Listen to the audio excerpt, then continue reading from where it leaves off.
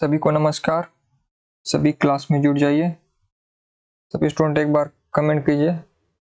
जितने भी स्टूडेंट जुड़ गए हैं क्लास में, एक बार सभी लोग कमेंट कीजिए और हम आज की क्लास शुरू करेंगे। ठीक है। कल की क्लास में किसी को कोई डाउट हो, दिक्कत हो, या फिर विगत जितनी भी हमारी क्लासेस हो चुकी है, विगत 26 क्लास में अगर कोई आपको डाउट हो तो आप जो है पूछ सकते हो। हिंदी साहित्य में कोई डाउट हो या फिर बाकी ओवरऑल हमें 10 यूनिट है, 10 यूनिट में भी कोई प्रॉब्लम हो तो वो भी आप पूछ सकते हो।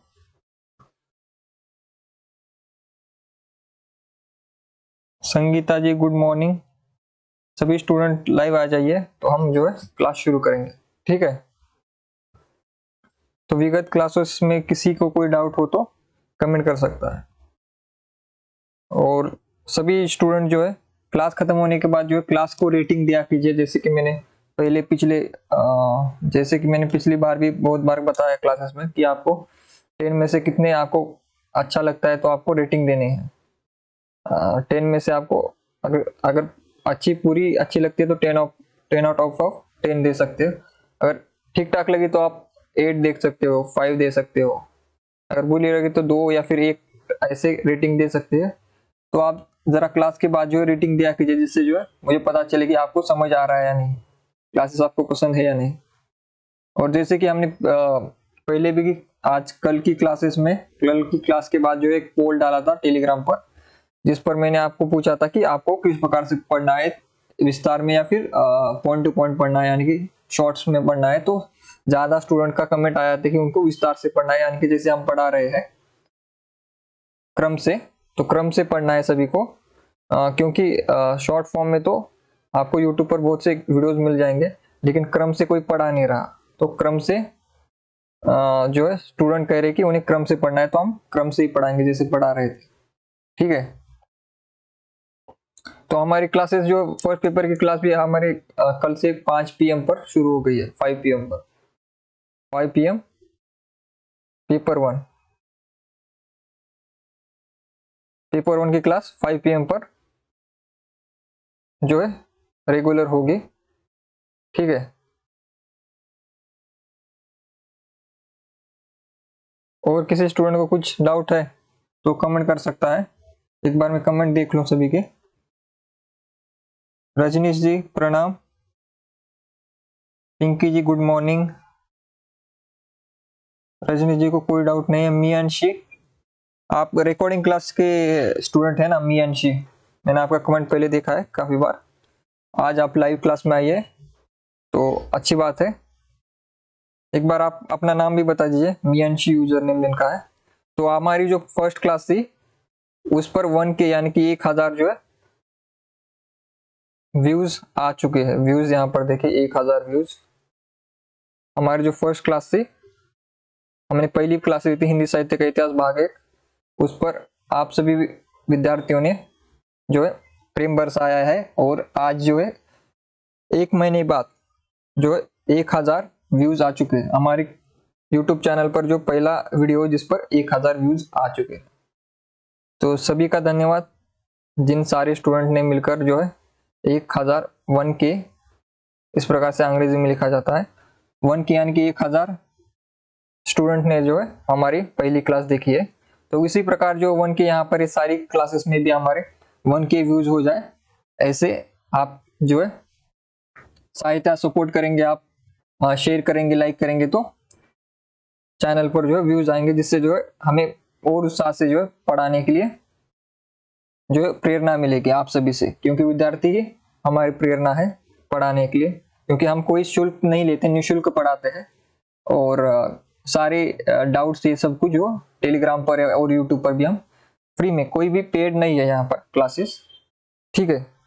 तो सभी स्टूडेंट जो है इतना ही कीजिए कि आप जो टीचर के लिए कि आप वीडियोस को लाइक शेयर किया कीजिए, कमेंट किया कीजिए। जो कि आपके मित्र होंगे, कोई मित्र जो कि एमए में है, अभी आपके जूनियर्स होंगे एमए में, आपके कॉलेज में एमए फर्स्ट ईयर में, उनको भी बता सकते कि आप फ्री में पढ़ सकते हो। हमें फर्स्ट ईयर में जो होंगे, या फिर जो सेकेंड ईयर में होंगे आपके जूनियर, या फिर जो पीएचडी कर रहे हैं लेकिन अभी तक उनका नेट नहीं हुआ, सेट नहीं हुआ, तो वो भी जो है क्लासेस देख सकते हैं। अच्छा, आपका नाम मीनू है, तो नमस्ते मीनू जी, आप क्लासेस में आए हैं आज।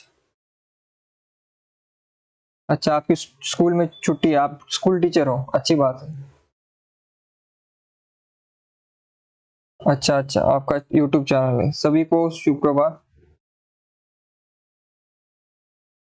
रोजी जी को भी सुप्रभात। और कितने स्टूडेंट आए? लक्ष्मी जी, लक्ष्मी जी गुड मॉर्निंग, सभी को गुड मॉर्निंग। ठीक है, सभी का धन्यवाद। आज हमारे चैनल की जो हमारा फर्स्ट वीडियो था उस पर 1000 व्यूज जो है आ गए हैं। उसके लिए ये जानकारी आप सभी से मैंने सबसे पहले साझा की, क्योंकि ये सारे ये सब क्या है, आपका ही आशीर्वाद है। आपके आशीर्वाद के बिना ये सब हो नहीं सकता। ठीक है, तो सभी का धन्यवाद। जितने मुझसे बड़े हैं उनका आशीर्वाद है, और जो मुझसे उम्र में कम है उनका स्नेह है। तो सभी का स्नेह और आशीर्वाद अगर ऐसे ही बना रहे तो हम ऐसे ही पढ़ाते रहेंगे। ठीक है, तो आगे आगे हम हमारे पाठ्यक्रम की तरफ बढ़ते हैं, ज्यादा समय व्यर्थ ना करते हुए। कि हम क्या पढ़ रहे हैं? हम सगुन धारा पढ़ रहे हैं, कृष्ण भक्ति काव्य पढ़ रहे हैं, और आज हम नंददास को पढ़ेंगे। ठीक है, आज हमें नंददास को पढ़ना है। विगत क्लासेस में, कल की क्लासेस में हमने सूरदास को पढ़ा था। सूरदास जो कृष्ण काव्य के सबसे महत्वपूर्ण कवि है। ठीक है, अष्टचाप कवियों में उनका स्थान है। और कल मैंने अष्टचाप कवियों के बारे में बताया था, एक ट्रिक भी बनाई थी हमने। तो एक बार सभी स्टूडेंट जो है अष्टचाप कवियों के नाम एक बार बता दीजिए। अष्टचाप कवि कौन से हैं? लक्ष्मी जी, आपको पता है, क्योंकि ये सब कुछ जो है आपके ही आशीर्वाद से, सभी स्टूडेंट के आशीर्वाद से है। तो बधाई, सभी आपको बधाई है, क्योंकि ये चैनल भी आप सभी विद्यार्थियों का ही है। तो आपका ही हक बनता है इस चैनल पर और इस सारे वीडियोस पर भी। मेरा इस पर कोई अधिकार नहीं है, क्योंकि एक बार मैंने पढ़ा दिया तो ये सब कुछ आपका हो गया। यानी कि आज ये क्लास पढ़ाकर जो है आपके नाम हो जाएगी, सभी स्टूडेंट के नाम। इस पर सारा अधिकार जो है विद्यार्थियों का है। इसको किस प्रकार से लेना है, कितने व्यूज दिलाने हैं, ये सारे जो है आपके हाथ में। तो सब कुछ आपके आशीर्वाद से ही है। सभी विद्यार्थियों के, जो मुझसे बड़े हैं उनका आशीर्वाद है, जो छोटे हैं मुझसे उम्र में उनका स्नेह है। ठीक है, हम भ्रमर गीत पढ़ रहे थे। भ्रमर गीत किसकी रचना है? भ्रमर गीत है सूरदास की। सूरदास जो कृष्ण काव्य के सबसे प्रमुख कवि है, सूरदास। और इनकी दूसरी रचना क्या है? सूरसागर, ये भी इनकी रचना है।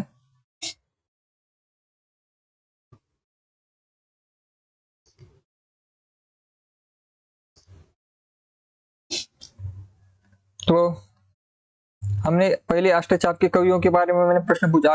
अष्टचाप कवियों में जो 8 कवि आते हैं उनका हमने कल ट्रिक से जो है नाम याद किया था। तो सभी लोग जरा कमेंट कीजिए जल्दी। अष्टचाप कवियों के बारे में एक कहानी बनाई थी हमने सूरदास को लेकर। सूरदास क्या लिखते हैं?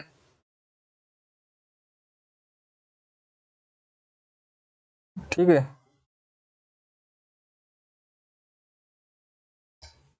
तो सबसे पहला कमेंट जो है मीनू जी ने किया है, सूरदास, नंददास, परमानंद दास, कृष्णदास, चितवन स्वामी और चतुर्भुज दास।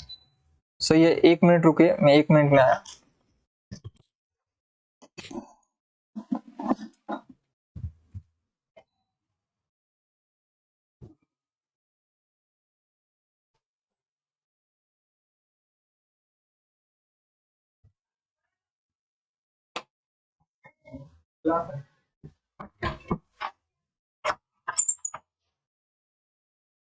तो सारे स्टूडेंट सही उत्तर दे रहे हैं। सबसे पहले जो है मीनू जी ने सही उत्तर दिया है कि सबसे पहले आते हैं सूरदास।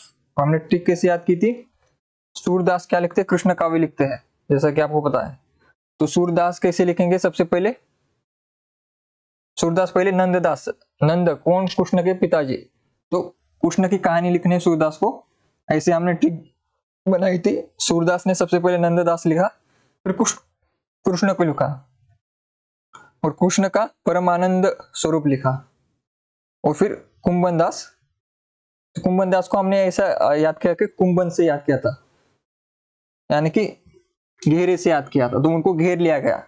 जैसे कौन घेरने की प्रयास कर रहा था, आपने रश्मि में पढ़ा है कि दुर्योधन घेरने के लिए चला था, तो वहां से कुंभन बांधने के लिए चला चारों ओर, तो उन्होंने चतुर्भुज जो है अपना रूप दिखाया था, विराट रूप, और वो जो है छत से भी जो है ऊपर चले गए थे, इतने बड़े हो गए, और फिर अंत में वो शांत हो गए और गोविंद रूप में आ गए। ठीक है, तो सूरदास, नंददास, कृष्णदास, परमानंद दास, कुंभन दास, चतुर्भुज दास, चित्त स्वामी और गोविंद स्वामी, ये इंपॉर्टेंट है, सबसे इंपॉर्टेंट है ये कृष्ण काव्य में, ये सभी लोग इंपॉर्टेंट, क्योंकि इन पर प्रश्न उलट फेर करके आते रहते। ऐसा आएगा कि इनमें से किसी 5 लोगों का नाम आएगा और एक एक्स्ट्रा किसी दूसरे का नाम आएगा, पूछा जाएगा कि ये क्या अष्टछाप के कवियों में इसमें से कौन नहीं है, या फिर 2-3 नाम दिए जाएंगे, पूछा जाएगा कि इसमें अष्टछाप के कवि कौन है, या फिर ऐसा पूछा जाएगा कि क्रम से बताया अष्टछाप के कवि कौन है। तो ऐसे उलट फेर करके इस पर जो है 50 प्रकार से प्रश्न पूछे जा सकते इसी को, और ये प्रश्न इंपॉर्टेंट है। अगर ये आपको ये कहानी से याद हो रहा है या फिर किसी दूसरे ट्रिक से भी याद हो रहा है तो भी आप याद कर सकते हैं, जैसे भी याद हो, याद करना इंपॉर्टेंट है। ठीक है, जिस प्रकार की आपकी ट्रिक हो, आपकी खुद की ट्रिक हो तो वो अच्छा है, लेकिन आपको अगर मैंने जो बताई वो ट्रिक अगर पसंद आती है और समझ आती है तो वो भी आप प्रयोग कर सकते हो। और आपको क्या करना है, ये जो है ये अष्टछाप के कवि क्या है, आपको स्टिकी नोट्स, सभी को पता है स्टिकी नोट्स कैसे होते हैं, ऐसी छोटी सी पर्ची होती है, आपको मार्केट में मिल जाती है, 40 रुपए का एक बड़ा सा बंडल आता है, और ऐसे स्टिकी नोट जो कि दीवार पर चिपक जाते हैं, छोटे से पर्ची, तो उस पर ऐसे अष्टछाप लिखना है और क्रम से जो है सारे कवियों का नाम लिखने और दीवार पर लगाना है जहां पर आप पढ़ाई करते हो। ठीक है, तो इसे आपको नोट नहीं करना, इसे आपको स्टिकी नोट्स पर लगाना है इसको, क्योंकि मैंने आपको बताया कि जब भी क्लास शुरू होगी आपको नोटबुक लेकर बैठना है, तो इसे क्या है आपको स्टिकी नोट्स पर ऐड करना। जिनके पास स्टिकी नोट्स नहीं है फिलहाल के लिए नोटबुक में लिख लिए और जो है आज जाकर शाम को खरीद ले स्टिकी नोट्स। ठीक है,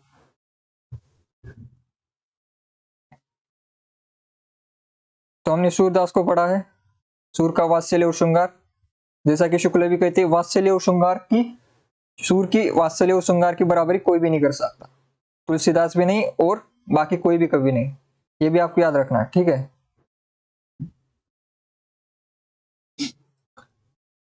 तो हम भ्रमर गीत पढ़ेंगे अभी। भ्रमर गीत सूरदास की रचना है, संपादन किसने किया है, इसके संपादन किया है शुक्ल ने संपादन किया है, और हमारे सिलेबस में कहां तक रचना है इसकी, 21 से 70, पद संख्या 21 से 70 जो है हमारे सिलेबस में है। ठीक है,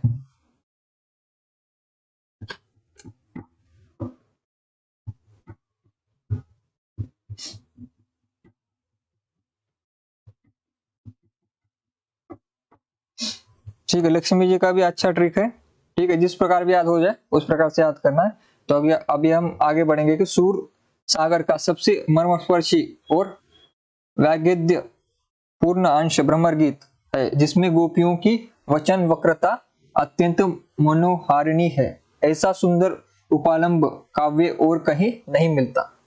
तो वचन वक्रता का अर्थ क्या है कि बात को सीधे ना कह के टेढ़ी रूप में कहना, जैसे कि हम यहाँ पर आजकल देखते हैं कि जैसे वचन वक्रता क्या है, जैसे आप देखिए आप एक घर में रहते हो और आपकी पड़ोसी भाभी है जो कि क्या करती है, सुबह सुबह उठकर जो है आपके घर के सामने कचरा डाल देती है। तो यहाँ पर जो है आप और उनमें जो बातें होंगी, उसके बाद जो झगड़ा होगा और जो उल्टी सीधी बातें होंगे, सीधे नहीं बात करोगे आप, सीधे सीधे नहीं बोल सकते, लेकिन उल्टे सीधे शब्दों का प्रयोग करके या फिर ऐसे बोलो जिससे उनको पता भी चले कि मैं उनकी बुराई कर रही हूँ, लेकिन ऐसा लगा प्रतीत भी ना हो कि मैं उनको उलट सुलट बोल रही हूँ। तो यही होती वचन वक्रता। तो यही किसने अपनाई थी, गोपियों ने। तो ये भ्रमर गीत में क्या है, भ्रमर गीत की स्टोरी मैं आपको बताता हूँ। कि कृष्ण जो है, भगवान कृष्ण अपने गांव से चले गए थे गोपियों को छोड़कर, और उनका एक मित्र है, कौन है, उद्धव, जो कि उनके साथ रहता है। तो एक बार जो है उद्धव को भेजते हैं कृष्ण जी वहां पर गोपियों के पास संदेशा पहुंचाने के लिए। और उद्धव क्या कहते हैं कि कृष्ण को कि मैं जाऊंगा और समझाऊंगा कि वो भूल जाए कृष्ण को, मतलब आपको, ऐसा उद्धव को कृष्ण को कहते हैं कि मैं उनको कह दूंगा कि ये सब कृष्ण को भूलकर योग मार्ग पर चले जाओ, ऐसा मैं बता दूंगा। तो उद्धव जो निकलते और गोपियों के पास आते गांव में, गोकुल में, और सभी को समझाते हैं कि कृष्ण भक्ति छोड़ो, आप योग के मार्ग पर चलो। तो वहां पर जो है उपालंब देती है, उल्हाना, उपालंब उल्हाना करती है, कौन, गोपियां, किसकी, उद्धव की। तो कहते आया बड़ा व्यापारी जो कि हमको जोक सिखाने आया है, और तुम जोक मत सिखाओ, जोक सारे करने वाले कहाँ रहते, काशी में, कहाँ रहते, काशी में। तो ऐसे उल्टी बातें करते कि जाओ काशी, यहाँ पर क्यों आए हो, हमारे हृदय में सिर्फ कृष्ण है, और ये योग जोक सिखाना हमको मत सिखाओ, तुम व्यापारी हो, तुम काशी चले जाओ, वहां पर सारे पंडित लोग हैं, वहां पर के लोगों को योग सिखाओ, हमारे लिए तो हमारे सगुण वो रूप के कृष्ण ही हमारे लिए प्रिय है, वही हमारा सब कुछ है। इस प्रकार की जो स्टोरी भ्रमर गीत में है, ठीक है। तो काफी सुंदर वर्णन है भ्रमर गीत का। तो इसमें यही प्रकार की जो है उल्हाना जो है गोपियां करती है, किसको, उद्धव को। उद्धव को किसका प्रतीक माना जाता है, भौरे का, जो कि आता है, और उसे भगाने का काम कौन करती है, गोपियां करती है, ठीक है।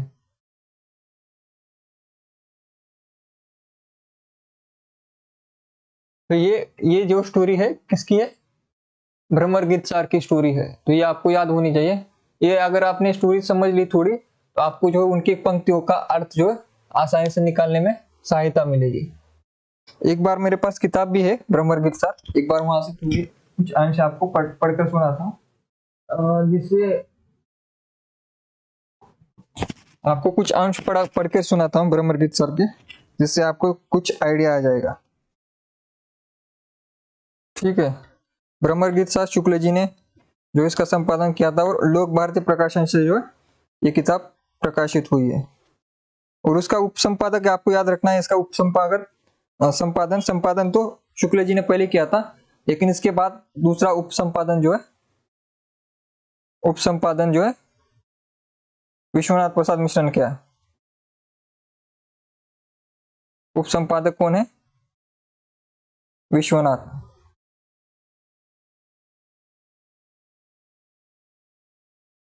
प्रसाद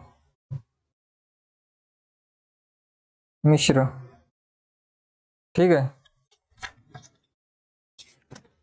और इसमें आमुख में जो है इसका आमुख विश्वनाथ प्रसाद मिश्र ने लिखा है। और इसमें वक्तव्य नाम से जो है शुक्ल जी ने लिखा है, भूमिका, वक्तव्य नाम से इसकी भूमिका किसने लिखी है, शुक्ल ने, भ्रमर गीत सार की वक्तव्य नाम से लिखी है। वक्तव्य नाम से क्या लिखी है, शुक्ल ने लिखी है इसमें भूमिका, वक्तव्य नाम से शुक्ल ने लिखी है, ठीक है। तो इसमें से हमारा क्या 21 से है ना, तो 21 से देखते हैं क्या है इसमें। तो इसमें अलग अलग राग है, जैसे राग सारंग, राग केदार, राग धनश्री, इस प्रकार के जो है राग इसमें आपको देखने को मिलेंगे। तो शुरुआत क्या होती है, सबसे पहले है गोकुल सबे गोपाल उदासी, ये जो 21वां है पद।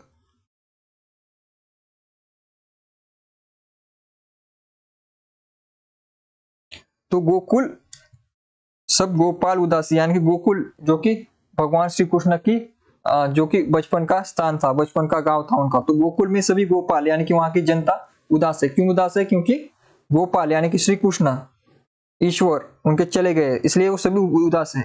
जोग अंग साधत ते उधो ते सब बसत का ईसपुर काशी।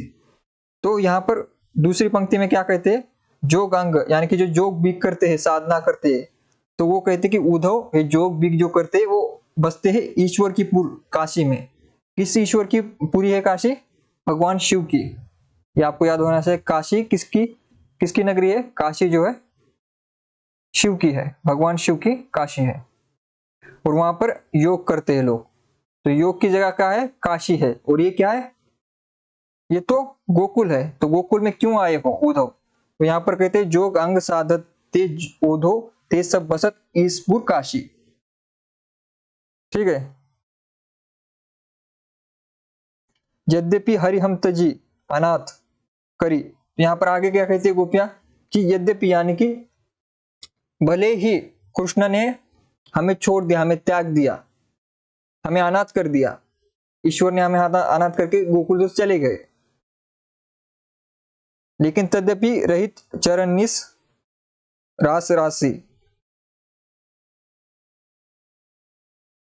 तरी फिर भी क्या है, गोपियां सारी जो है उनके चरणों में पड़ी है, यानी कि वो हमें छोड़कर चले गए लेकिन हम उन्हें छोड़ेंगे नहीं कभी। ये जो इस प्रकार से जो पहला पद है जिस जो है राग केदारी में आता है। फिर राग धनश्री है, उसमें से कुछ, उसमें से जो 23वां है आयोग घोष बड़ो व्यापारी, घोष यानी कि गांव, आयोग घोष बड़ो व्यापारी लादी खेप गुण ज्ञान जोग की ब्रज में आन उतारी।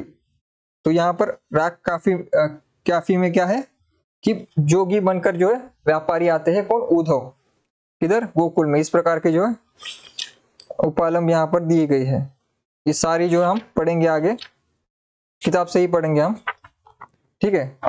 जब पढ़ना होगा हमारा 5वां यूनिट शुरू होगा तब पढ़ेंगे। तो यहाँ पर अभी इंपॉर्टेंट पॉइंट पढ़ लेते हैं, ठीक है।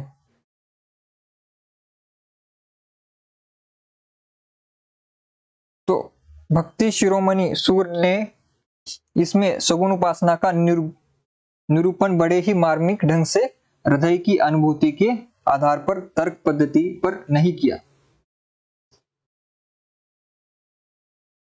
तो यहाँ पर आपको इंपॉर्टेंट या 2 पॉइंट याद रखने, क्या है कि जो भ्रमर गीत है, भ्रमर गीत क्या है, सगुण उपासना है, निर्गुण नहीं है। और कृष्ण भक्ति जहां भी आते सगुण भक्ति है। और सगुण भक्ति में क्या है, यहाँ पर जो भी गोपियां उदाहरण देती या फिर तर्क देती है वो हृदय से संबंधित है, बुद्धि से नहीं, बुद्धि से तर्क नहीं देती। अगर बुद्धि की बात आती तो वो कह देगी हमें बुद्धि से कोई लेना देना नहीं है, हमें सिर्फ हमारे हृदय में कृष्ण है और हम कुछ नया सीखना ही नहीं चाहते, हमें कुछ जानना नहीं है, हमें सिर्फ इतना ही पता है कि कृष्ण हमारे ईश्वर है, तुम कितना भी हमें भटकाने की कोशिश करो, हमारे मन में वही है और वही रहेंगे। तो यहाँ पर बुद्धि का स्थान नहीं है, यहाँ पर पूरा का पूरा स्थान श्रद्धा का, हृदय का है, प्रेम का स्थान है, केवल प्रेम है। एक व्यक्ति से आपको प्रेम है तो प्रेम है, वो कैसा भी हो, आप सुनना नहीं चाहते दूसरी बात। तो इस प्रकार का जो भक्ति भाव के कहां पर है, भ्रमर गीत सार में। तो वहां पर गोपियां किसी उद्धव की कोई भी बात नहीं सुनती, कोई भी तर्क नहीं सुनती, वो इतना ही कहते कि कृष्ण हमें छोड़ के चले जाए, कृष्ण हमें कुछ भी करे, वो कभी वापस भी ना आए, फिर भी हम कृष्ण के ही भक्त रहेंगे, हम योगी बीगी नहीं बनेंगे, ना ही किसी दूसरे ईश्वर की पूजा करेंगे, ना ही किसी दूसरे को अपने हृदय में स्थान देंगे, ठीक है। इस प्रकार का तर्क जो है भ्रमर गीत सार में दिखता है। तो यहाँ पर क्या है, सगुण उपासना है और क्या है, हृदय की अनुभूति के आधार पर, तर्क पद्धति पर नहीं। तो हृदय पर आधारित है, तर्क पर नहीं, ठीक है। निर्गुण सगुण निर्गुण का यह प्रसंग सूर अपनी ओर से लाए हैं, जिससे संवाद में बहुत रोचकता आ गई है। और यहाँ पर एक द्वंद्व भी है, आपको दिखाई देगा।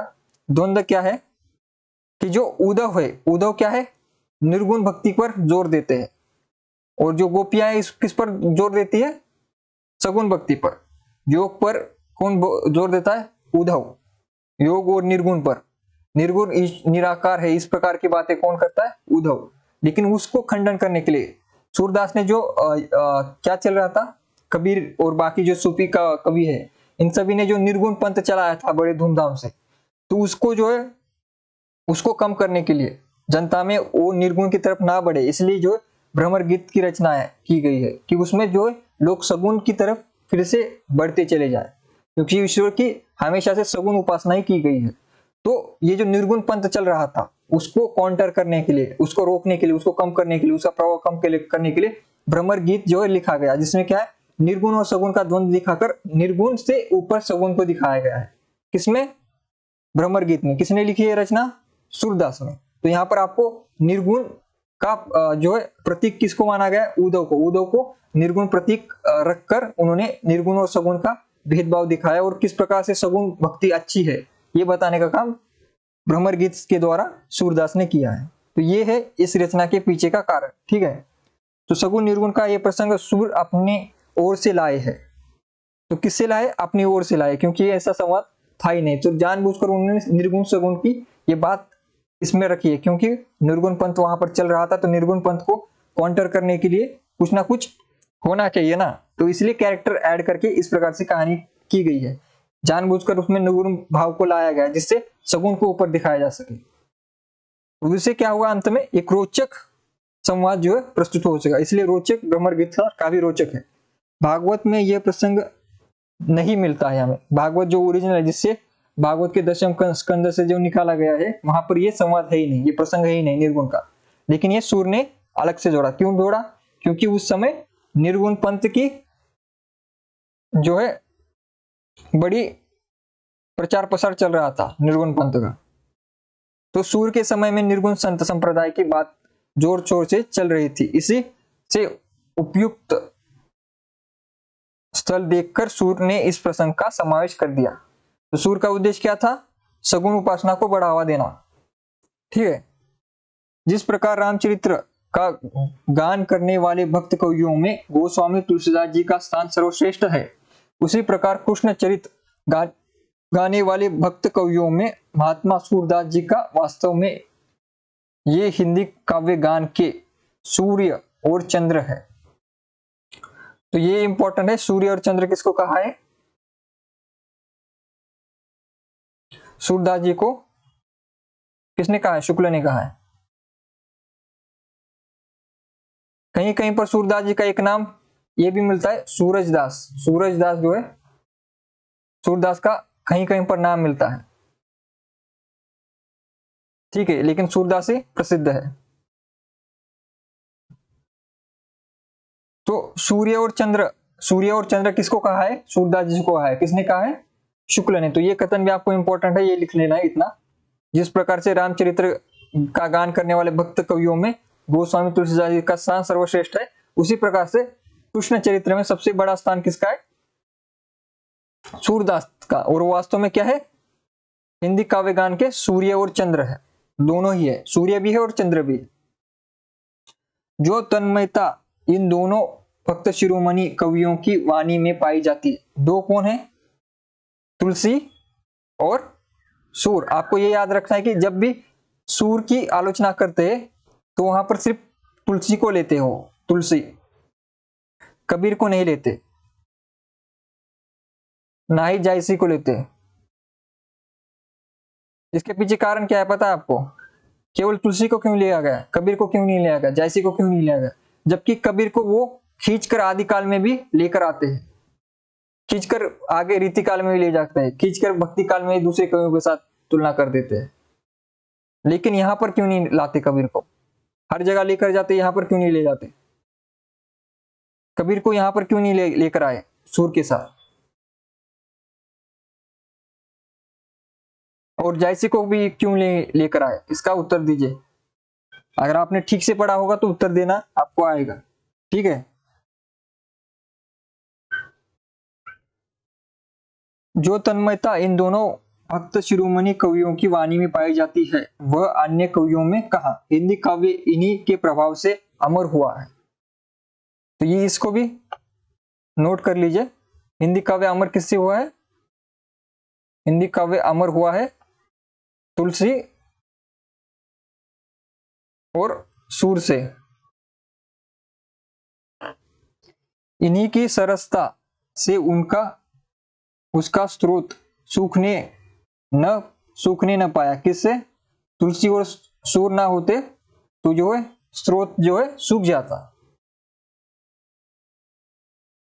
इसके आगे है नंददास। सूर के बाद कौन है? नंद। ये कौन है? अष्टचाप के दूसरे कवि, पहले सूरदास, दूसरे नंददास। अष्टचाप में सूरदास जी के पीछे यानी कि आगे, उनके बाद, पश्चात। शुक्ल जी की भाषा है, पीछे यानी कि बाद में, उनके बाद जो आए।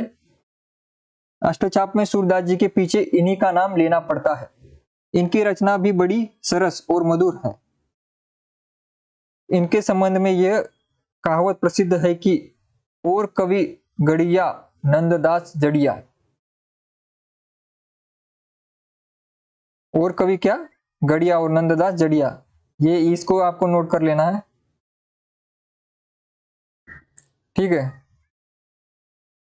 और ये भी पूछा जा सकता है सूर के पीछे किनका नाम लेना पड़ता है, इनकी रचना सरस और मधुर है, ऐसे भी पूछ सकता है। एक बार याद रखिए, सूर के पीछे नंददास का ही नाम है, सूर के बाद कौन है, नंददास है अष्टसाप में, याद रखना है। दूसरा स्थान सूर के बाद नंददास का है। और इनके लिए क्या कहावत प्रसिद्ध है, और कवि गड़िया नंददास जड़िया।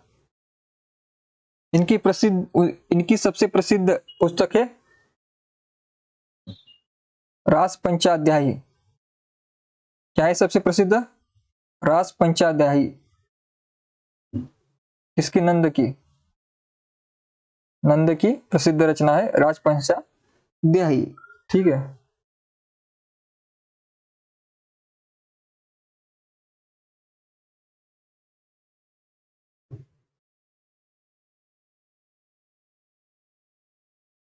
तो मैंने एक प्रश्न पूछा था जिसका उत्तर नहीं मिला मुझे,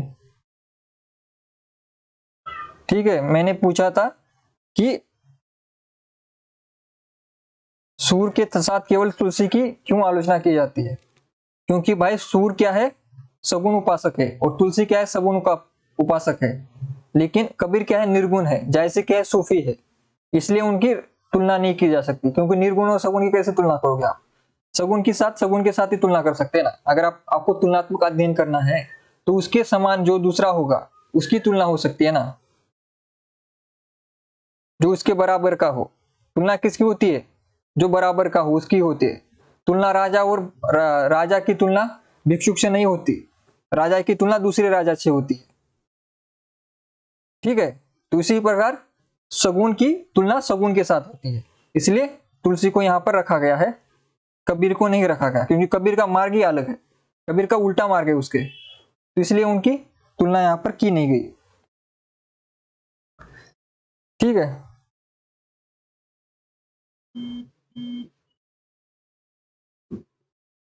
सीमा जी प्रणाम।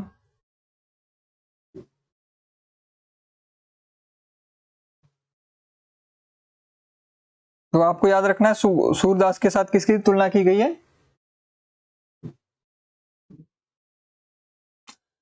किसी की है, किसकी तुलना की गई है, सूरदास के साथ की गई है तुलना तुलसीदास की, बाकियों की नहीं। तो इससे आपको इस कथन से याद आ जाएगा कि ये शुक्ल का जो है आलोचना है, तो आपको याद रखना है, ठीक है।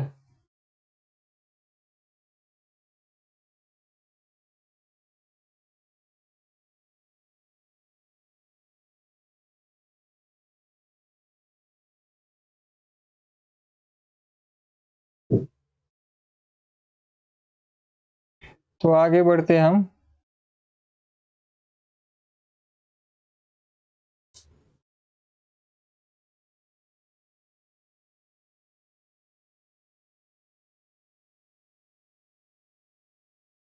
आगे क्या है, आगे है ये रोला छंद में लिखी गई है, किस में लिखी गई है, रोला छंद में, जिसमें इसमें जैसा कि नाम से प्रकट है कृष्ण की रासलीला का अनुप्रासदी युक्त साहित्यिक भाषा में विस्तार के साथ वर्णन है। जैसा कि पहले कहा जा चुका है, सूर्य ने स्वाभाविक चलती भाषा का ही अधिक आश्रय लिया है, पर नंददास जी में ये बातें पूर्ण रूप से पाई जाती है। नंददास में क्या है, पूर्ण रूप से पाई जाती है।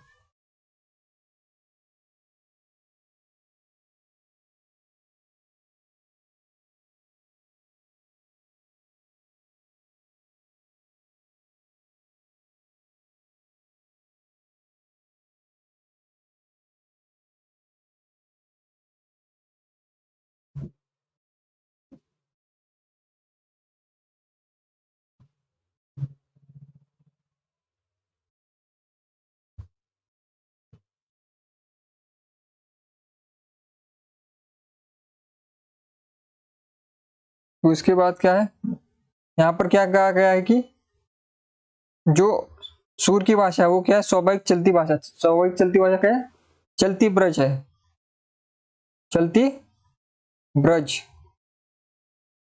लेकिन नंददास में ये बातें पूर्ण रूप से पाई जाती है। कौन सी है? साहित्यिक। तो क्या है, सूर क्या है, चलती ब्रज कहते हैं, लेकिन नंददास थोड़े साहित्यिक है, साहित्यिक भाषा कहते हैं, साहित्यिक।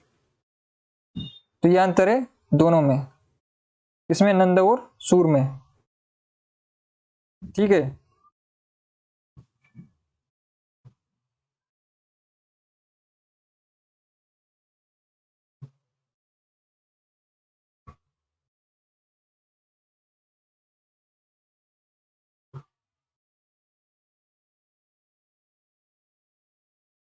कमेंट यहाँ पर है कि गड़िया और जड़िया, इसका अर्थ बताना है ना आपको। यहाँ पर एक कमेंट आया है, जड़िया, यहाँ पर और कवि गड़िया और नंददास जड़िया, इसका अर्थ मैं आपको बताता हूं। जो गड़िया होता है, गड़िया का अर्थ है जो छोटे काम करता है, छोटा काम करता है, वर्क।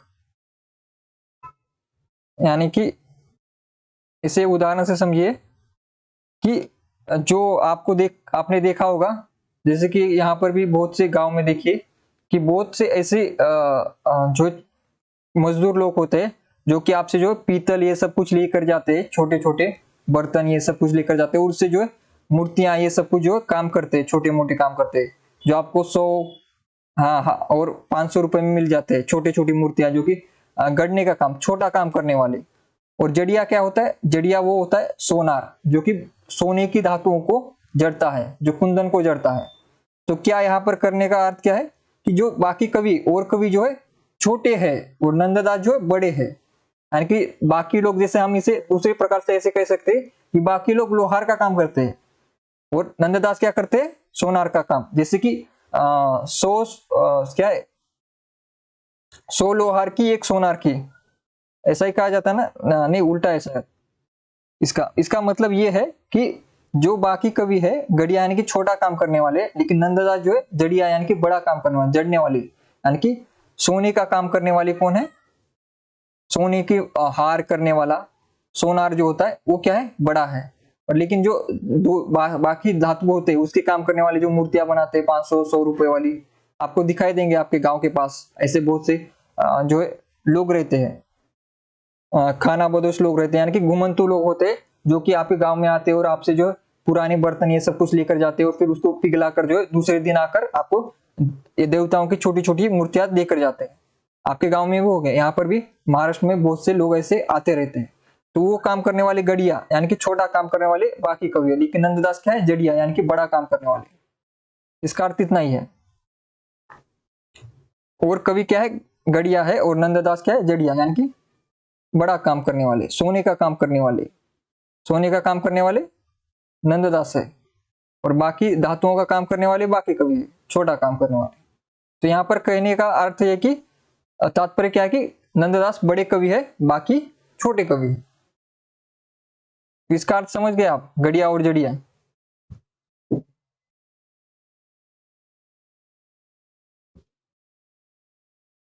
ठीक है। हाँ, 100 सुनार की एक लोहार की, उल्टा है कथन, ये कथन इस पर नहीं लगा सकते क्योंकि उसका अर्थ अलग निकलता है। लेकिन यहाँ पर क्या अर्थ है कि गड़िया जो कि छोटे काम करते हैं, क्योंकि सोने का भाव ज्यादा है ना। अगर सोने की मैं छोटी सी माला बनाऊं तो उसमें क्या होता है? वो जड़ते हैं, छोटी छोटी डिटेलिंग होती है इसमें, काम इतना ही करेंगे लेकिन उसमें डिटेलिंग होती है, और सोना महंगा होता है। अगर मैं सोने की इतनी छोटी सी वस्तु दे दूं तो उसकी कीमत ज्यादा होगी, लेकिन अगर दूसरे धातु की बड़ी सी वस्तु दे दूं उसकी कीमत कुछ नहीं है उसके सामने, वो 1000-500 में आ जाएगी, लेकिन ये कितने में आएगी? 10,000, 20,000, 30,000 में आएगी। तो नंददास वो काम करते हैं, सोनार है। इसका ऐसा समझिए कि नंददास सोनार है और बाकी जो है लोहार या फिर बाकी ये काम करने वाले लोग हैं। तो कीमत किसकी होती है? जड़िया की होती है, गड़िया की नहीं। ठीक है। तो और कभी गड़िया है और नंददास जड़िया है, इसमें कोई डाउट नहीं होना चाहिए आपको। इसमें तात्पर्य क्या कहना है? कहने का तात्पर्य इतना ही है कि नंददास बड़े हैं बाकी कवियों से।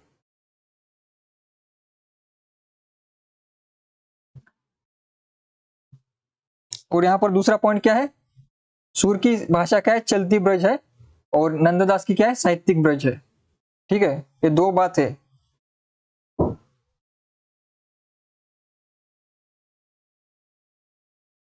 नहीं, कबाड़ी वाले दूसरे होते, प्लास्टिक वाले। ये जो मैंने बात की थी, तो मेरे गांव में देखा कि ऐसे घुमंतु बहुत से लोग होते हैं जो कि आपके पास से जो है बर्तन लेकर जाते हैं। जो आपके पास बर्तन होते हैं ना, जो नॉर्मल धातु के होते हैं, उनको जो है पिघलाकर बनाया जाता है। ठीक है, आपने देखा होगा शायद, आपके पास वहां पर आगे आपके घर के पास नहीं होंगे कोई, तो वो क्या बर्तन के बदले जो है मूर्तियां देकर जाते थे। ठीक है, गड़िया यानी कि गढ़ने वाला, छोटा काम, छोटे काम का गढ़ने वाला। क्या गढ़ेगा? मूर्तियां गढ़ेगा, कुछ धातुओं से कुछ बर्तन बनाएगा। तो बर्तन बनाने वाले और मूर्तियां बनाने वाले धातु से, ये वाले लोग जो होते गड़िया होते। और जड़िया लोग कौन होते? जो सोने का काम करते हैं। ठीक है, जो सोने का काम करता है आपको पता है वो बड़ा आदमी होता है, लेकिन जो धातुओं का काम करता है आपको पता है वो गरीब होता है, और उसका घर भी छोटा होता है। तो इसके बहुत से समाज भी है, लेकिन हम ऐसे उल्लेख नहीं कर सकते किसी भी समाज का यहाँ पर। ठीक है,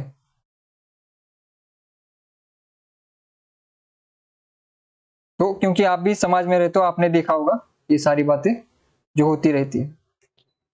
ठीक है, इसके बाद आगे चित्सौमी। ठीक है, इसके बाद कौन है? चित्सौमी है।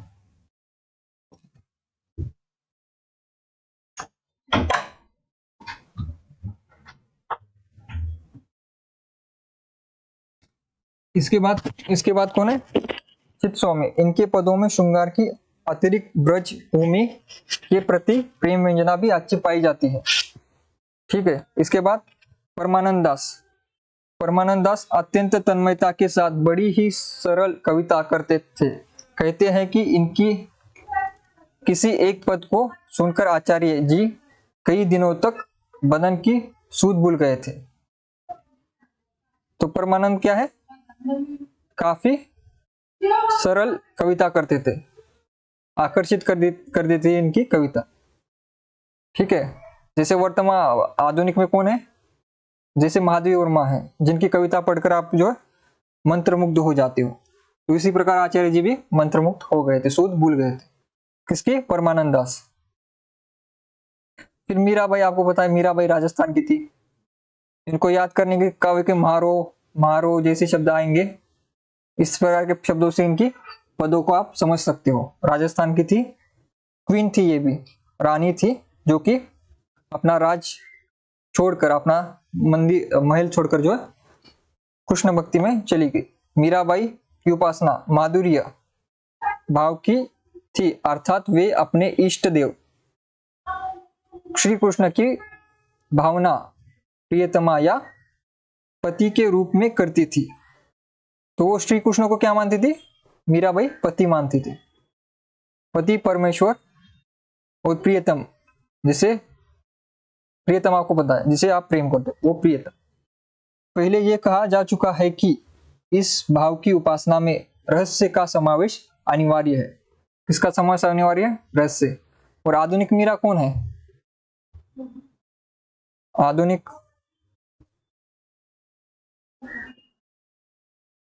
आधुनिक मीरा कौन है?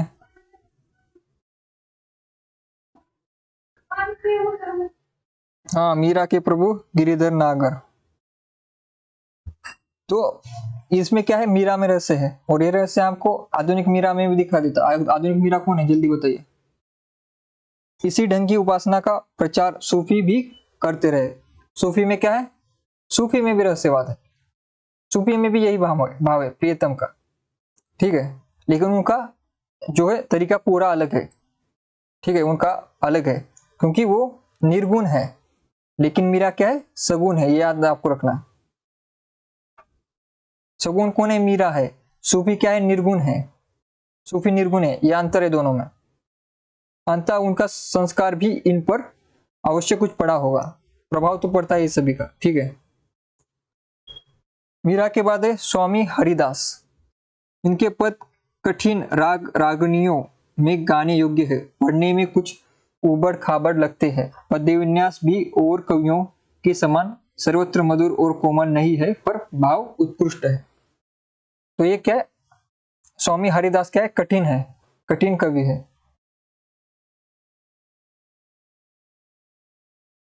कठिन कवि कौन है? स्वामी हरिदास। फिर है रस खान। प्रेम के ऐसे सुंदर उद्गार इनके सवैयों में निकले कि जनसाधारण प्रेम या श्रृंगार संबंधी कवित्व सवैयों को ही रसखान कहने लगे, जैसे कोई रसखान सुनाओ। तो यहाँ पर क्या कह रहे हैं? यहाँ पर क्या कह रहे हैं? रसखान इतने मधुर कवि थे, सवैयों का इतना अच्छा प्रयोग किया कि सवैयों का दूसरा नाम क्या पड़ गया? रस खान। इनका नाम भी इतना मधुर था, रस की खान। जैसे हम टूथपेस्ट को टूथपेस्ट नहीं कहते, क्या कहते? कोलगेट। जैसे आप किसी शॉप पर जाते हो, किराना जनरल स्टोर पर, तो आप क्या कहते हो? मुझे कोलगेट दीजिए कहते हो या फिर टूथपेस्ट दीजिए? आप कहते हो ना मुझे कोलगेट दीजिए, टूथपेस्ट नहीं बोलते ना आप। लेकिन वो क्या होता है? टूथपेस्ट। आपको अगर क्लोजअप भी लेना हो दूसरी कंपनी का, तो आप क्या कहोगे? क्लोजअप का क्या दिए? कोलगेट दीजिए। जैसे मैगी एक है, आप ये नहीं कहोगे नूडल्स दीजिए, आप कहोगे मैगी दीजिए। तो ऐसे कुछ ब्रांड होते हैं कि मूल रूप को ही बदल देते, मूल नाम को बदलकर अपना नाम ही स्थापित कर देते। वैसी रसखान ऐसे कवि थे जिसने सवैयों का नाम बदलकर क्या कर दिया? रसखान कर दिया। तो इतने पॉपुलर थे वो कि सवैयों का नाम दूसरा क्या हो गया? रसखान। तो क्या कहते थे लोग? रसखान सुनाओ। जैसे आप कहते हो मैगी, मुझे मैगी चाहिए, लेकिन मैगी नहीं होती, मैगी तो कंपनी का नाम है, वो होते हैं नूडल्स। तो आप नहीं कहते ये पीबी कंपनी है जो कि नूडल्स बनाती है, लेकिन आप क्या कहते हो? ईपी को भी मैगी कहते हो और मैगी को भी मैगी कहते हो। अगर घर में भी कोई नूडल्स बनाता है तो उसको भी क्या कहते हो? आप मैगी कहते हो। जैसे सारे टूथपेस्ट का नाम क्या है? कोलगेट। कोई भी टूथपेस्ट हो क्या कहते हैं हम? कोलगेट कहाँ पर है? कोलगेट से ब्रश करना। ये सारी बातें जो है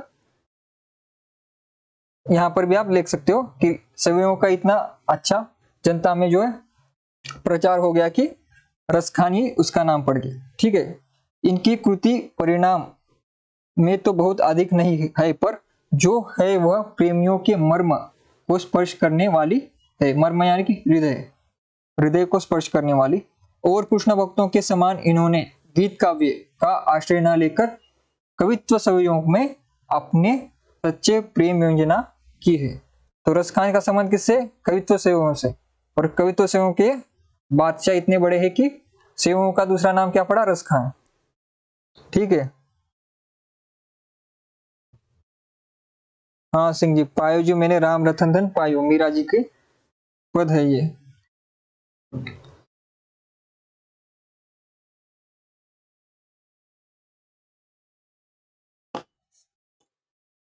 ठीक है। फिर अनुप्रास की सुंदर छटा होते हुए भी भाषा की चुस्ती और सफाई कहीं नहीं जाने पाई है। बीच बीच में भावों की बड़ी सुंदर व्यंजना है। लीला पक्ष को लेकर इन्होंने बड़ी रंजक कारिणी रचनाएं की है। तो लीला पक्ष आपको पता है, लीला पक्ष में क्या आता है? कृष्ण की लीला क्या है कि उन्होंने कैसे बचपन में जो आसुरों का संहार किया था। जो नाग था, जिसे वो समंदर में कालिया नाग, उसको किस प्रकार से बचपन में मारा था, ये किस में आता है? कृष्ण की लीलाओं में आता है। ठीक है। तो इस लीला पक्ष को किसने दिखाया? रसखान ने दिखाया। ठीक है। कृष्ण भक्त कवि हमारे साहित्य में प्रेम माधुर्य का जो सुधा स्रोत बहा गए हैं, उसके प्रभाव से हमारे काव्य क्षेत्र में सरसता और प्रफुल्लता बराबर बनी रहेगी। दुखवाद की छाया आकर भी टिकने न पाएगी। तो आपको ये पता है कि आज भी जो है बहुत से लोग, जैसे कि इस्कॉन है, ये भी आज के जमाने में इसका कृष्ण भक्ति शाखा को काफी बढ़ा रहे हैं। आपने सभी नाम सुना होगा। वो भी इसी पर फोकस करते हैं, प्रेम पर। जो आपको पता है कि यूएस में एक बड़ा आंदोलन चला कृष्ण भक्ति का। आपको बताता हूँ कि क्या प्रभाव है। यूएस में हिप्पी समुदाय था। हिप्पी समुदाय क्या है कि ऐसे लोग हो गए थे यूएस में पहले कि जो सिर्फ नशा करके रोड पर पड़े रहते थे। जैसे भिखारी पड़े रहते, भिक्षुक पड़े रहते, कुछ काम धाम नहीं करते थे, सिर्फ ड्रग्स लेना और वहां पर पड़े रहना, और क्या है? आतंक मचाना, इसे उलट सुलट काम करना। तो ऐसे लोगों को जो है इस्कॉन के जो संस्थापक थे, तो उन्होंने जाकर जो उन्होंने कहा कि मैं आपको इस ड्रग से बड़ा नशा देता हूं, ईश्वर का नाम लेना, भक्ति का नशा। और जो है आज देखिए वो जो वो सभी भक्त बन चुके हैं यूएस में, अमेरिका में। और आज वो हिप्पी जो पूरी तरह से बर्बाद हो चुकी थी ड्रग्स में, वो रोड पर पड़े रहते थे, उन सभी का सुधार हो गया और वो भक्त बन गए, संत बन गए। तो ये बड़ा प्रभाव था किसका? कृष्ण भक्ति शाखा का। तो कृष्ण भक्ति में जो प्रेम है ये बेफालतू नहीं है, इस प्रेम से बहुत लोगों को सुधारा भी जा सकता है। तो यूएस गवर्नमेंट ने बहुत धन्यवाद भी किया था उनका कि उन्होंने इन ऐसे बिगड़े लोगों को सुधारा था। तो ये काम आज भी वहां पर चल रहा है अमेरिका में और देश दुनिया में, कृष्ण भक्ति शाखाओं का, कि वो बिगड़े लोगों को सुधारते हैं, भक्ति मार्ग पर लाते हैं। उससे क्या होता है? दुख समाप्त हो जाता है। हिप्पी लोग ऐसे क्यों हो गए थे ड्रग्स वाले? ड्रग्स लेने का एक कारण होता है कि उनके जीवन में दुख है, तो उस दुख को खत्म कर दिया किसने? कृष्ण भक्ति ने। मैंने आधुनिक उदाहरण दिया है, ये भक्ति काल का उदाहरण है, या अभी का उदाहरण है, 100 साल पहले का। ठीक है, तो दुखवाद की छाया आकर भी टिक नहीं सकती। कहां पर? कृष्ण भक्ति में। कृष्ण भक्ति में दुख आ ही नहीं सकता, दुख से मुक्ति है कृष्ण भक्ति में। कृष्ण भक्ति में केवल एक ही है, प्रेम। प्रेम और प्रेम, प्रेम में क्या है? आनंद है। ठीक है, इन भक्तों का हमारे साहित्य पर बड़ा भारी उपकार रहा। तो उस समय भी उपकार रहा, और जो अभी वर्तमान समय में भी जो नए नए शाखाएं, नए नए लोग हैं, ये अभी भी काम इस कृष्ण भक्ति में कर रहे हैं। ठीक है, तो इनका बड़ी बड़ा उपकार है, इस पर साहित्य पर भी है, समाज पर भी है। क्योंकि जहां पर साहित्य है वहां पर समाज भी है। समाज साहित्य एक दूसरे के पूरक है, एक दूसरे के आईने हैं। जो समाज में है वो साहित्य में, और जो साहित्य में वो समाज में। तो हमारा 5वां प्रकरण भी यहाँ पर समाप्त हो गया, और छठा और अंतिम प्रकरण सगुण धारा भक्ति काल की फुटकल रचना है। तो फुटकल रचनाओं में केवल सगुण धारा को रखा है शुक्ल जी ने, यह अंतिम प्रकरण है, और इसके बाद हमारा भक्ति काल भी समाप्त हो जाएगा और रीतिकाल शुरू हो जाएगा। ठीक है, तो भक्ति काल में कितने प्रकरण है? 6। और आदिकाल में कितने प्रकरण है? जल्दी कमेंट कीजिए, आदिकाल में कितने प्रकरण है? तो प्रकरण 6 सगुण धारा भक्ति काल की फुटकल रचना है। तो अभी तक जितना पढ़ा है आपको समझ आया है? जी, प्रभुपाद जी इस्कॉन के फाउंडर, सही कहा। ठीक है, तो आज जो हमने सगुण काव्य धारा पढ़ी है, सीमा जी का उत्तर सही है। आदिकाल में जो 4 प्रकरण थे, और भक्ति काल में 6। और शुक्ल जी हमारे लिए इतने इंपॉर्टेंट है कि इनके प्रकरणों के नाम तक जो है परीक्षा में पूछे जाते हैं। ठीक है, इनकी एक एक लाइन पूछी जा सकती है। तो शुक्ल जी काफी इंपॉर्टेंट है, आपको ये प्रकरण याद रखने, कौन से प्रकरण में क्या बातें हो रही है। ठीक है, पिंकी जी का भी सही आया उत्तर, 4 सभी का सही है जी। अच्छी बात है सिंह जी, अच्छी बात है। ठीक है, तो आज जो सभी ने पढ़ा है, रसखान को पढ़ा। रसखान क्या है? रसखान सेवइयों के जो है मास्टर थे, इतने बड़े मास्टर थे कि सेवइयों का नाम बदलकर रसखान हो गया था। ठीक है, और हरिदास क्या है? कठिन है, कठिन कवि है, इतना ही है। मीरा क्या है? मीरा राजस्थान की थी, मारो तारो इस प्रकार जो राजस्थान की भाषा है, उससे उनके पद आप जल्दी पहचान जाओगे। ठीक है, फिर परमानंद दास और चित्तस्वामी, इनको पढ़ा। नंददास को पढ़ा। नंददास में क्या अलग है सुर से? सुर के बाद ये दूसरे बड़े कवि है, और सुर के पीछे क्या है? इनका नाम लेना पड़ता। सुर की भाषा क्या है? चलती, चलती ब्रज है, लेकिन नंद की क्या है? साहित्यिक है, साहित्यिक भाषा। उनकी रचना क्या है? रस पंचाध्यायी, नाम से भी आपको पता चल रहा, पंचाध्याय, जो कि जोड़ा साहित्यिक नाम है। ठीक है, ये नंददास की रचना है। और सूरदास की 2 रचना प्रमुख है, सूर सागर और उसमें भ्रमर गीत सार, उसी का ही पार्ट है। ठीक है, सूर सागर में भ्रमर गीत सार आता है। ठीक है, और इसमें क्या है? गोपियों की वचन वक्रता है, जो कि कुछ पद मैंने आपको पढ़कर भी सुनाए कक्षा की शुरुआत में। ठीक है, कृष्ण भक्ति काव्य में प्रेम का स्वरूप और वात्सल्य, ये सब बातें, वात्सल्य और श्रृंगार, कि सबसे बड़ी कवि कौन हुए?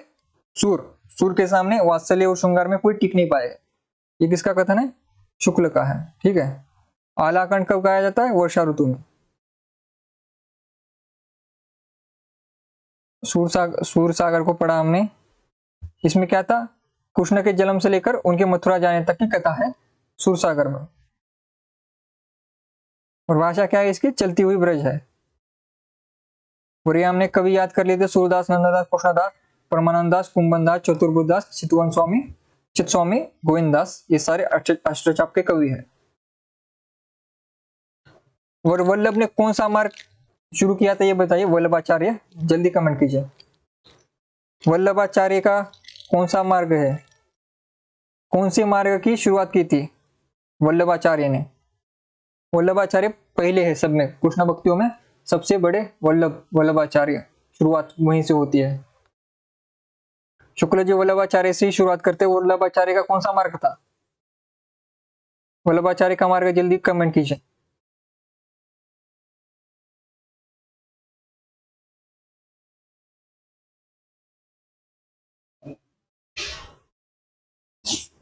हाँ सिंह जी, वो तो कबीर की पंक्ति है ना, मुंह को कहां ढूंढे रे बंदे, कबीर की पंक्ति है।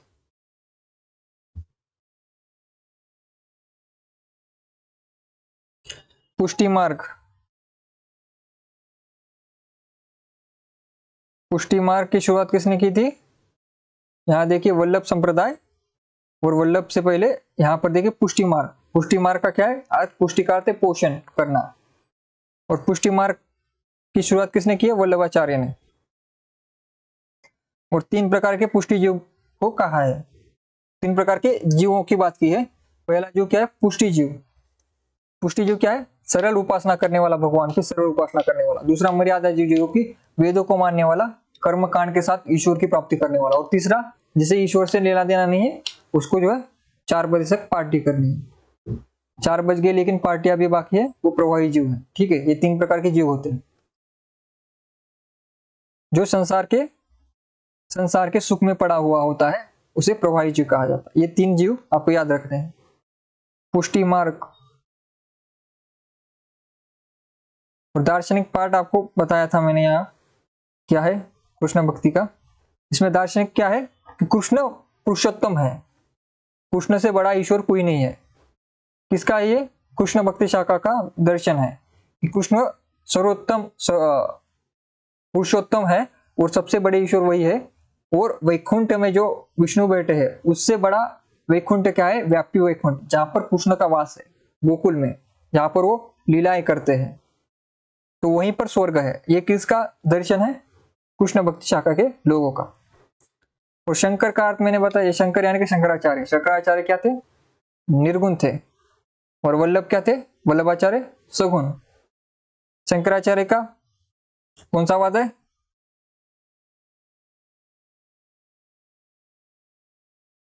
अद्वैत। अद्वैत किसका है? शंकराचार्य का। ठीक है,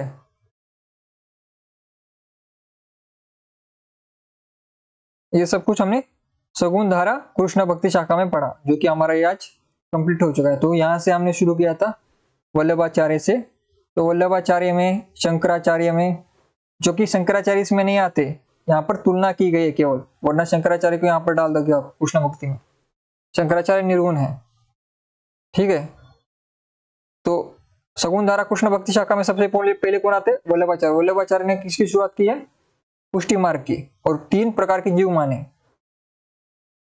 और क्यों की उन्होंने पुष्टि मार्ग की शुरुआत? इसका राजनीतिक सामाजिक परिस्थिति क्या थी तब? मुसलमानों का आक्रमण हो चुका, मुसलमानी राज्य था, और दूसरी तरफ क्या था? निर्गुण पंथ धूमधाम से चल रहा था।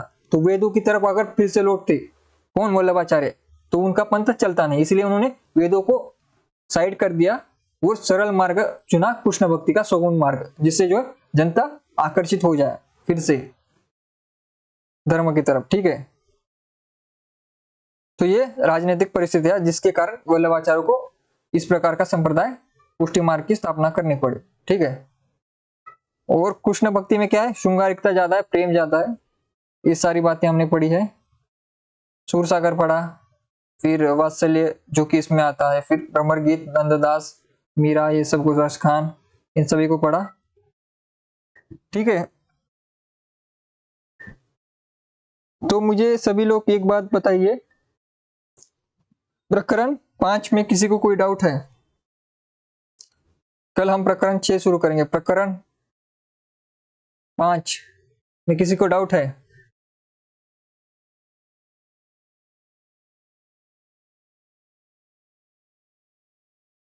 कमेंट कीजिए।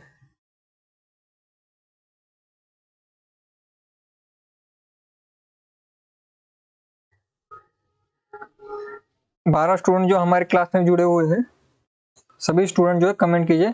और एक बात, जो अभी स्टूडेंट देर से आए हैं उनके लिए भी, कि हमारी जो पहली क्लास थी उसमें जो 1K व्यूज आ चुके, 1000, तो इसके लिए सभी का धन्यवाद। जो भी विद्यार्थी हमारे क्लास में जुड़े, पहली क्लास के व्यूज जो है 1000 पूरे हो चुके हैं। जो अभी अभी नए स्टूडेंट जो जुड़ गए हैं अभी 12 बजे, तो उनके लिए भी ये कि ये सब कुछ जो है आपकी वजह से ही हुआ है। जो मुझसे बड़े उनका आशीर्वाद है, जो छोटे उनका स्नेह है, सारे विद्यार्थियों का, जिनकी वजह से, क्योंकि ये व्यूज जो है आपकी वजह से ही है और ये चैनल भी आप ही का है। तो आपका स्नेह ऐसा ही हम पर रहे, यही कामना करते हैं हम। ठीक है, तो जैसे इस पहले क्लास को आपने प्यार दिया है, उसी प्रकार से जो है आपको हर एक क्लास को जो है प्रेम देना है, शेयर करना है, लाइक करना है, कमेंट करना है। ठीक है, आज कोई डाउट हो तो आप कमेंट बॉक्स में कर सकते हैं। रिकॉर्डिंग क्लास के स्टूडेंट भी जो है कमेंट बॉक्स में उत्तर लिख सकते हैं, कोई डाउट हो तो लिख सकते हैं। ठीक है, आप सभी स्टूडेंट को कॉन्ग्रेचुलेशन, क्योंकि ये मेरी उपलब्धि नहीं है, ये आपकी उपलब्धि है, क्योंकि इसमें मेरा कुछ है नहीं। जब क्लास खत्म हो जाती है तो क्लास आपकी हो जाती है, विद्यार्थियों की। तो ये क्लास मेरी नहीं है। जितने भी क्लास, अभी 27 क्लास जो है, आज की क्लास के साथ 27 क्लास जो है मैंने दी है यूट्यूब चैनल पर, ये सारी क्लासेस आपकी है, इस पर मेरा कोई हक नहीं बनता। ये सारी कक्षाएं जो है आपकी है। आप जिस प्रकार से इसका प्रयोग करेंगे, जिस प्रकार से इसका फायदा लाभ उठाएंगे, वो सभी जो है आपका ही है। क्योंकि एक बार हम जो है पढ़ा देते हैं तो वो हमारा नहीं रहता, उस पर सारा विद्यार्थियों का हक है इस पर। ठीक है, तो सभी स्टूडेंट का फिर से धन्यवाद। जो स्टूडेंट अभी आए हैं वो एक बार क्लास को लाइक कर दे और कमेंट कर दे, क्लास में कमेंट कर दे। और हमने आज भक्ति काल का 5वां प्रकरण समाप्त किया है। 5वां प्रकरण कौन सा है? शकुन धारा कृष्ण भक्ति शाखा। उसमें हमने सूर को पढ़ा, जो कि सबसे इंपॉर्टेंट है। फिर नंददास को पढ़ा, सबसे पहले वल्लभाचार्य को भी पढ़ा, वल्लभाचार्य का पुष्टि मार्ग पढ़ा, फिर चितवन स्वामी, इन सभी को पढ़ा। इन सभी में रसखान को पढ़ा। रसखान क्या है? सेवयों का अर्थ जो है, इतना रसखान की सेवयां प्रसिद्ध हो गई कि सेवयों की जगह रसखान सुनाइए, ऐसा भाव आ गया। ये सारी बातें हमने पढ़ी है। तो इस सभी में किसी को कोई डाउट हो तो प्रश्न पूछ सकता है। लाइव स्टूडेंट जो है लाइव चैट में पूछ सकते हैं, रिकॉर्डिंग वाले स्टूडेंट जो है रिकॉर्डिंग क्लास में पूछ सकते हैं। एक बार सभी स्टूडेंट जो लाइक, शेयर और सब्सक्राइब कर दीजिए चैनल को। ठीक है, सभी जो है सब्सक्राइब कीजिए चैनल को। ठीक है, और लाइक, शेयर, कमेंट कीजिए। वीडियो को लाइक कीजिए, कमेंट कीजिए और शेयर कीजिए। ठीक है, सभी का धन्यवाद जितने भी स्टूडेंट आए आज। सीमा जी, रेखा जी, स्नेहा जी, सिंह जी, मियन जी, मीनू जी,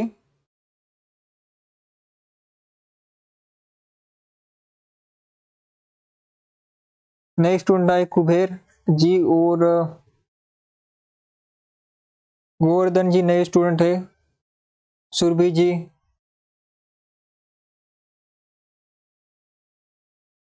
रजनीश जी, पिंकी जी और स्टूडेंट जो है, सारे स्टूडेंट।